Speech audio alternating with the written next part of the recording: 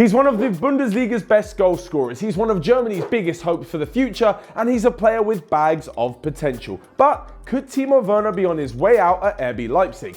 He's been handed an ultimatum by the CEO of the club: sign a new contract or we will sell you. So with Timo Werner seemingly moving on to better things, where will he end up, how will he fit in, and what will he be bringing to his new team? Well, that's what I plan to bring you in the next few minutes as I bring you 3 potential destinations for Timo Werner's future. First off, and what will Timo Werner actually be bringing to his new team? Well, I've spoken earlier to our Bundesliga expert and OneFootball German channel host Nico to get his view on the Leipzig striker. Well, Timo Werner needs room ahead of him. He can't play with the back to the goal at all. He's not a target man. He's not the kind of guy that you need in combinations. What you want him to do is go straight towards the goal, fast pace, and that's what he is best. So the complete opposite of a target man. 100% opposite. He can play with a target man, but you can't use him as a target man whatsoever.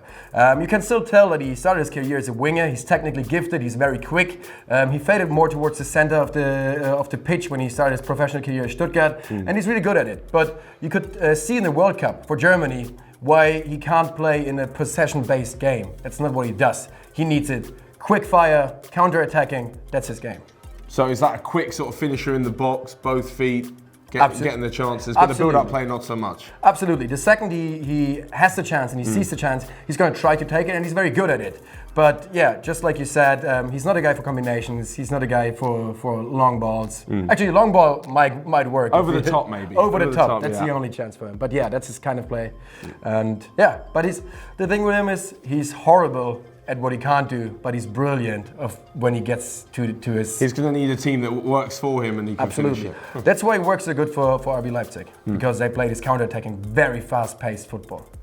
So with that said and done and all of his positive traits mapped out, let's look at the 3 potential destinations for him, although during the course of the rest of the season you may find that others join the race for his signature. So first up is probably the most obvious choice on this list, and it's Bayern Munich. Now for obvious reasons, whenever there's an up-and-coming German talent throughout the Bundesliga or even in the second division, it seems inevitable that they'll be linked and probably even end up signing with Bayern Munich, because let's face it, they're the biggest team in Germany and they're always going to be the biggest team whether or not they're winning the title this season. The wages, the infrastructure, and pretty much the guarantee of being in the title race and the Champions League every season is too much for most players to turn down, so Timo Werner's no different on that front. From the club's perspective, well, former manager Jupp Heynckes and former legend Lothar Matthäus have always maintained that Bayern need the best young German talents, so Werner fits the bill perfectly. By the sounds of it, most people are surprised that he's not at Bayern Munich already, but there is one player who may just stop this move from happening and may lead to the fact that Werner will reject Bayern and go somewhere else, and it's Robert Lewandowski. The Polish forward has been without doubt the best striker the Bundesliga has seen this decade. Both with Dortmund and with Bayern Munich, he's been consistently banging them in for almost 9 years now. So with that said, Timo Werner faces a pretty uphill task to not only get some game time, but to completely remove Lewandowski from the team altogether. I don't quite see Bayern Munich playing with a 2 up front just yet. They are said to be changing the way that they play and the way they attack the rest of the league, but I can't really see Lewandowski and Werner being up front together. Werner's come to the stage in his career now where he either accepts moving to a big club and settling for less football, or he decides to go and play his football elsewhere if he really wants to leave Leipzig or if he's sold. The only thing he does have on Lewandowski is the fact that he's 8 years younger, meaning he's practically heir to the throne. In my opinion, I think Timo Werner should definitely go for the football and continue his development, but you would never ever blame a young German player for moving to Bayern Munich in the first place. If Lewandowski does leave, then of course the path is set for Timo Werner and you can expect to see him in a Bayern Munich shirt, but for now, his future could lie abroad, away from Germany, and that's where we find our next 2 potential destinations. Next up is Chelsea. They look more desperate to sign a new striker than Alvaro Morata does to leave the club. It's fair to say that the Spaniard hadn't had the best 18 months since joining from Real Madrid, and so with Sevilla and AC Milan waiting in the wings, he could well be leaving. Alongside him, they've also got Olivier Giroud, who is a target man and plays differently to the way that Timo Werner plays. As Nico mentioned, that is definitely not his game, but they could be playing up front together. The thing is with Giroud that even though he's a great target man and early in the season he was bringing out the best in Eden Hazard with helping him with many assists, he's still a striker and he's still not scoring goals. You need to be far more prolific and you can't always rely on Eden Hazard to get the goals. This being said, if Hazard leaves as well, then Chelsea really do need another striker. So what's the opposite of a tall, physical target man? Well, of course, a small, nimble, quick-footed finisher, which is exactly what Timo Werner is.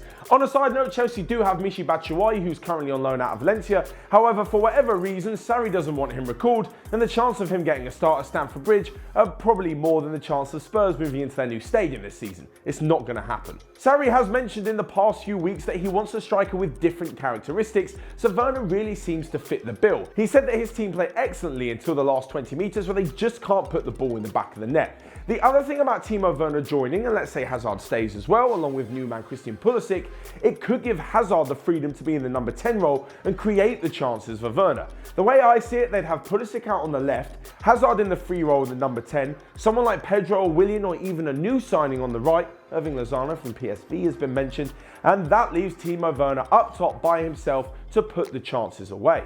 Of all the teams on this list, Chelsea definitely need him the most, and apparently if the £36 million price tag is to be believed, he'd be an absolute snip for anyone, but more so for Chelsea, who probably won't be trusting a big money striker that's come from abroad.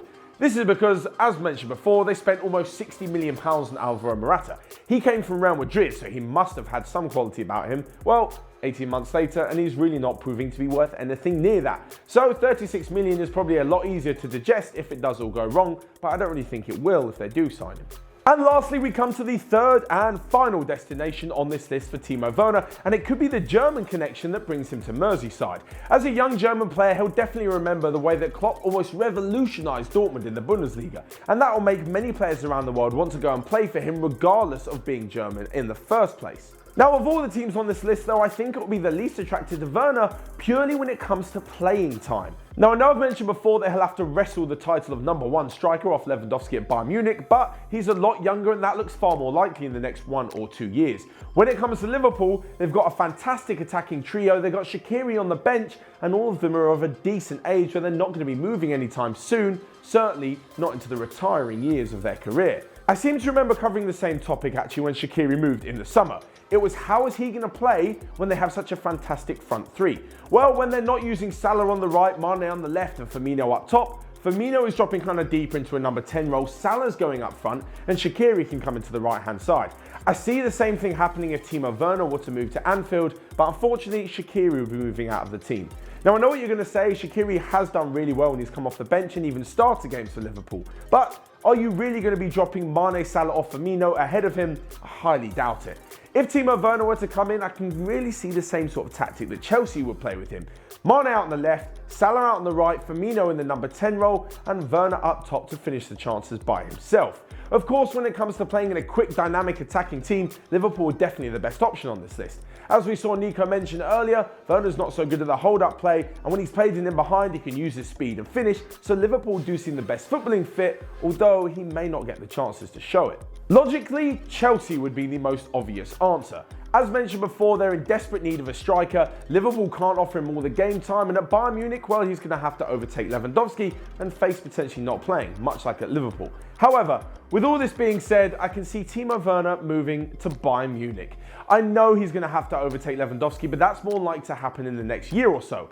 Plus, if they change to a completely new way of playing, Lewandowski might find himself useless, or they could both play up front together. The thing is, when moving to Chelsea, they can't guarantee him Champions League football. They're not in the Champions League this year, they're in the hunt for the top 4, which means they could make it next year, but they can't guarantee it the same way that Bayern Munich and to some extent Liverpool could. When it comes to moving to Liverpool, yeah, he'll get his odd game and he'll probably have to rotate with Roberto Firmino, but I can't see Klopp risking unsettling his front three, his fantastic front three, just for the sake of bringing someone else in. Shaqiri was very much a clearly well thought out transfer, and I'm not sure Liverpool will go ahead, buy Werner for 36 or even more, and then go ahead and bench him. So this leaves me with the conclusion that he will go to Bayern Munich. He will be the heir to Lewandowski. He will play for Germany's biggest club in the German national team, and we'll probably see him banging in the goals for years to come. Of course, you are more than welcome to disagree with me as you normally do in the comment section. So let me know where you think Timo Werner will end up. Will he be a good fit for any of the three, or should he be heading somewhere else? Whilst you're down there, you can smash the like button and also click here to check out all of the other videos that we've got going on OneFootball. But until next time, I will see you guys later.